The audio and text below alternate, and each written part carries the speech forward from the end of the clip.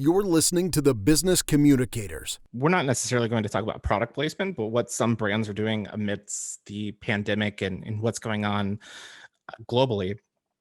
Right now, over in the UK and much of Europe, we're starting to see more lockdowns as a result of COVID-19. And a lot of countries are doing this so they can hope to preserve the holiday season. And so hopefully the infections are a little bit lower. People can celebrate with their families. And Burger King actually put out an ad that I thought was interesting. It said, "Buy McDonald's." And it's, they open up by saying, sure, it's a little bit weird that we're talking about our competitors, KFC, McDonald's, Wendy's, so on and so forth. And then it goes on to suggest why people should continue to support the industry and continue to support even their competitors, whether it's, using Uber Eats or Grubhub or whatever delivery platform you have. And I thought that was kind of interesting. I hadn't really seen that before.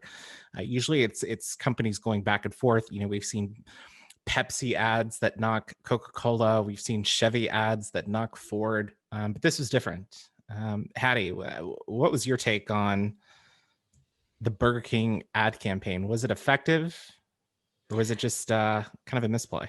I think it remains to be seen whether it's effective or not based on sales. The one thing I do see it for is, given all the chaos, the uncivilized manner that people are acting, I like the fact that there's a competitor out there, you know, promoting someone else. They're unified in that, because you also got to think about economics, people who are, their jobs are suffering, their products are in need of, you need consumers. So they're using it, to me, as a platform to kind of bring people together and show a little bit of civilization there, because we're hurting for that right now more than ever, as Amen. far as I'm concerned. I do think it's interesting how Burger King has just shifted, though, because, they used to attack McDonald's. McDonald's would attack Burger King. Wendy's would attack them all.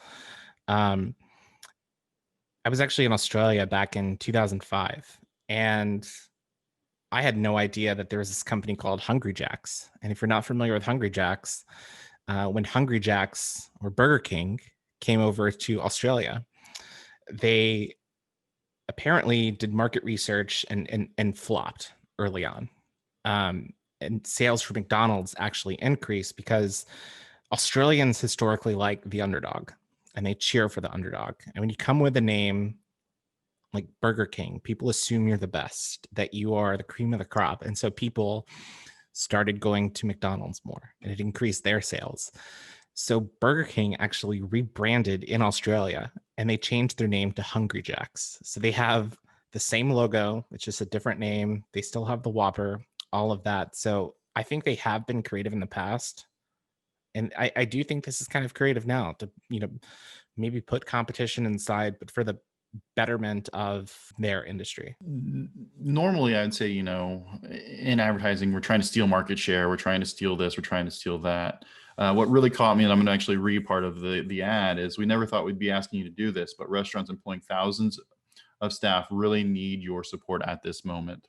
So if you want to help, keep treating yourself to tasty meals through home delivery, takeaway, or drive-through.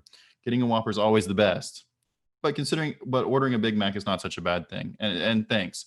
And so I think that it is really good that it's showing that, hey, the restaurant industry, the service industry needs help, not just for us trying to steal market share or to increase our coffers.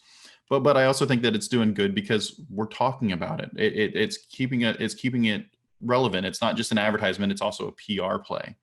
So as we move forward in this new world, it'll be interesting to see what happens. And I read an article yesterday, I think, that was talking about how the fast food breakfasts are just taking a beating so much, where they're talking about removing them from the items because there's no more commute to the office. There's no more hungry, screaming kids as you're trying to drop them off at school 5 minutes late to breakfast.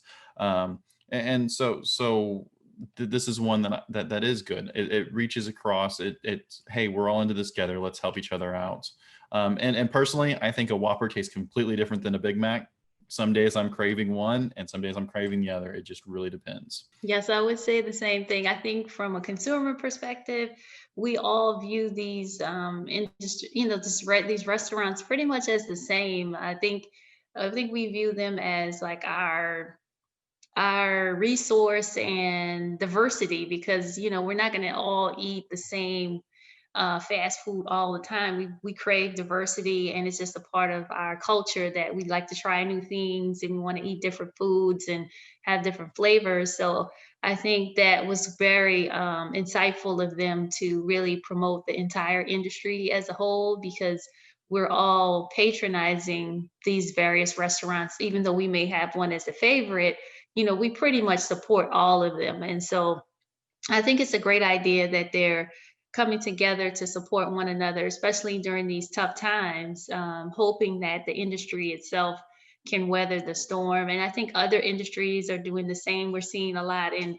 oil and gas and other industries where people are just coming together to share their common pain and challenges in the hopes that they can support one another and rally together and save the industry as a whole. Because if they lose the market share collectively, it hurts everyone. But if they all can survive, I think that healthy competition will keep their industries alive. So hopefully everybody can weather this storm.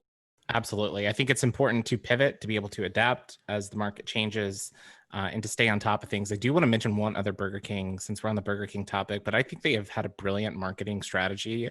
Back in January of 2019, they actually launched a campaign in which they were going through and liking influencers' old post on Twitter. And we're not talking like, a year before or 2 years before. They were going back to 2010 and liking all of these influencers' posts. And all of these influencers were looking at their phones like, what is going on? Why is Burger King liking a post from 9 years ago? So they started talking about it on social media. And then Burger King unveiled another strategy of, I guess, bringing back a fan favorite from 2010 on one of their menus. And so I think that was an incredibly interesting strategy. Casey Neistat, who is a YouTuber, very influential person, does a lot of brand marketing, had his own show on HBO. He said this after, I guess a lot of influencers were a little upset that Burger King was using them without paying them. But he said, us influencers, we're not brain surgeons or rocket scientists. It's not nice to manipulate us into hawking your sugar-coated French fries. The thing that upsets me the most is just how genius it was. We all were the little mice. We all went in for the cheese and the trap, and it snapped on us. You win, Burger King. Whoever you hired to come up with this should get a raise. So Burger King, I think, are doing a great job now in terms of getting people to talk about them. They did a great job in 2019. So just hats off to marketers out there that are doing an amazing job when it comes to advertising. Well, and I want to talk about historically, we're in Texas, so we think all Texas brands are the best. And there was a brand called Whataburger that was bought by another company up in Chicago area. And there's a little restaurant, a little Mexican food restaurant in Austin called El Arroyo. Actually really good Mexican food. So if you're ever there, pro tip, go order there. But they're notorious for putting out funny signs, kind of like the signs you saw the competition between the Wendy's and the Subways, or Wendy's and the Arby's. But one of the signs said right after, like literally within 24 hours of the sale going through, it said, "Dear Chicago, take care of her or we'll kill you." So I think there is some of that.